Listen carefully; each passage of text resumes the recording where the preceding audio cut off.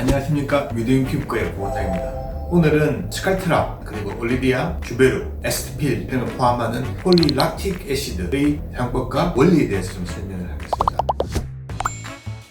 제일 먼저 시작되는 게 스칼트라인데요, PLA라고 하겠습니다. 얘는 L타입이 있습니다. 주베르기라든지 에스테필은 D타입입니다. 그래서 PDLLA라고 이렇게 얘기를 하거든요. 스칼트라에서 먼저 얘기를 하면은 얘는 일반적인 필러랑 조금 다르게 어떤 가루가 있는 거죠. 이 가루를 물에 키스를 좀 해줘요. 피부 내에 물과 함께 섞어서 주사를 하게 됩니다.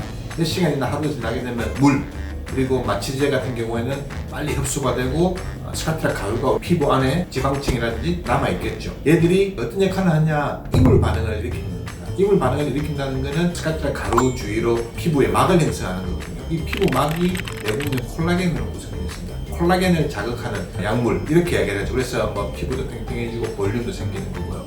나쁘게 얘기하면 얘가 흉살이에요. 결국은 흉살을 우리가 만드는 거죠. 근데 이거를 좋게 이용을 하게 되면은 콜라겐도 많이 생기게 되고, 흉살이 생겨서 콜라겐을 만들게 되니까 볼륨이 생기는 거죠. 이 사람에 따라서 볼륨이 생기는 양은 달라져요. 그래서 어떤 사람들은 겹살 크기로 커질 수도 있는 거고요. 어떤 분들은 그게 콩알 크기로 만들 수도 있고, 어떤 분들은 좀 더 큰 파다리나 호두알 크기 정도로 만들 수 있는 거죠. 스칼트라는 주사를 하고 바로 좋아지는 게 아니고요. 1주, 2주, 3주, 4주 지나면서 흉살이 점점 생기면서 볼륨도 생기고 피부에 탄력도 생기고, 그렇게 되는 게 스칼트라의 가장 기본적인 원리입니다. 이 스칼트라의 가장 큰 부작용 중에 하나가 피부 아래쪽이라든지 움직임이 많은 부위에 대하면 그 밖에서 결절처럼 보이는 경우가 있습니다.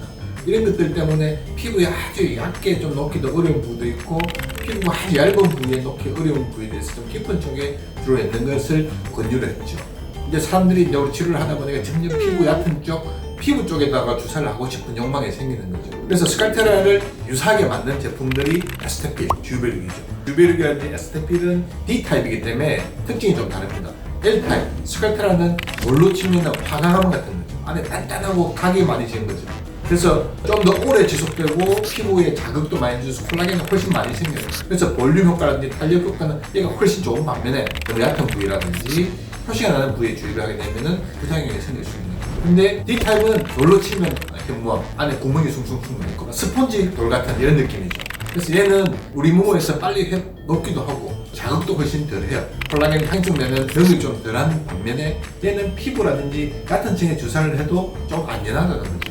결국은 효과가 좀 떨어지는데 안전하게 사용하려면 에스테필이라든지 주베르기 많이 사용됩니다. 볼륨을 많이 주고 피부에 탄력을 많이 주고 리피팅이라든지 탄력이 좀 좋아지게 하기 위해서는 L타입의 강력한 콜라겐 자극 효과를 주는 스칼트라든지 올리비아를 사용을 해야 되고, 조금 효과는 떨어지더라도 좀 안전하게 피부 바로 아래 잔주름, 탄력 개선 이런 정도로 사용을 하려면 주베르기라든지 주베르 볼륨이라든지 에스테필 같은 것들을 사용할 수 있습니다. 환자분의 얼굴 형태, 좋아지고자 하는 방향에 따라서 어떤 것을 선택하게 될지는 고민을 해야 됩니다. 얼굴의 볼륨이 많이 줄어들었다든지 잔주름, 탄력을 개선하기 위해서 고민을 하시는 분들은 위드윙 피부과를 방문하셔서 스칼트라, 주베르 볼륨, 에스테필 다양한 옵션 중에서 본인한테 맞는 선택을 하셔서 좋은 결과를 얻기를 바랍니다. 감사합니다.